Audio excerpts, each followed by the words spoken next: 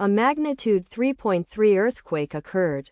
Gulf of California, 108 kilometers W of Heroica Guaymas, Mexico, or 71 kilometers NNE of Santa Rosalia, Mexico. On Sunday, the 27th of July 2025, at 1 hour 39 minutes and 56 seconds local time. The quake had a depth of 6 kilometers and was not felt, or at least not reported so. Data source from EMSC. Did you feel it? Let us pray. May the earthquake that occurred not affect our brothers and sisters there. May the earthquake not happen again.